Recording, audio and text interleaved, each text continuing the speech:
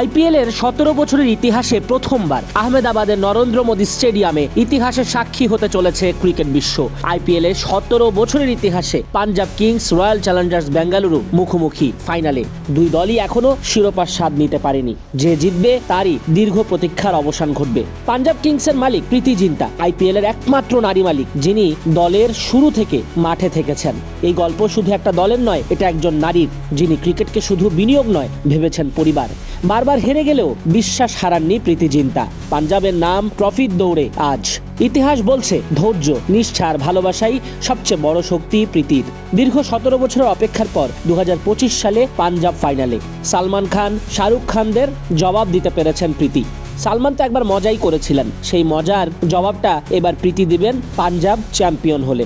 দলের ভেতরে কত সংকট, সহ মালিকদের সঙ্গে দ্বন্দ্ব, এসবের মধ্যেও প্রীতি জিন্তা পিছু হটেননি। চুক্তির নিয়ম ভাঙায় আদালতের দ্বারস্থ হয়েছেন, কারণ এই দল শুধু ব্যবসা নয়, এটা তার আবেগ। মাঠের ধারে দাঁড়িয়ে প্রতিটা ম্যাচে হৃদয় ঢেলে দিয়েছেন প্রীতি। একবার তো দলের জন্য নিজ হাতে বানিয়েছিলেন 120টা আলু পরোটা।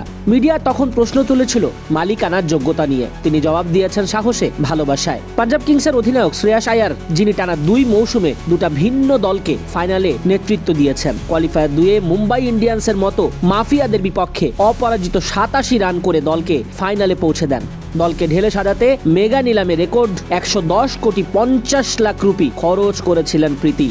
আয়ারকে কিনেছিলেন 26 কোটি 75 লাখ রুপিতেই। যে আয়ারের নেতৃত্ব পন্টিং এর গড়ে দেওয়া, সেই পন্টিং আয়ার জুটিকে একত্রিত করেছেন আবারও 2020 সালের পর। আয়ার পন্টিং রসায়ন জমে পাঞ্জাব আজ ফাইনালে। দিল্লি কলকাতার পর পাঞ্জাব শিরোপার লড়াইয়ে ম্যাজিশিয়ান আয়ার পন্টিং এর হাত ধরে। আর একটা ম্যাচ জেতার অপেক্ষা প্রীতির, তারপরে উল্লাস উন্মাদনা। অন্যদিকে তাদের প্রতিপক্ষ একই রকম, হৃদয় ভাঙা এক দলের নাম royal Challengers Bengaluru. Virat Kohli, AB de Villiers, Chris Gayle, Dale Steyn, Rahul দ্রাবিড়ের মতো কিংবদন্তি থাকে ওই দলটায়। তখন ভক্তরা তো ট্রফির স্বপ্ন দেখতেই পারে, কিন্তু সেই স্বপ্ন 2008 থেকে এখনো চলমান। আরসিবি বরাবরই ব্যাটিং ভিত্তিক দল ছিল। অতিরিক্ত তারকা নির্ভরতা এই দলকে ভুগিয়েছে। দলের বারবার রদবদল, চাপ নেয়ার ব্যর্থতা, এগুলো আরসিবির ট্রফি না জেতার কারণ। তবে বিশ্বাসটা তাদের বড় পুঁজি। কোহলি ও বোলার জস হ্যাজেলউড দলের মূল শক্তি হিসেবে কাজ করছেন।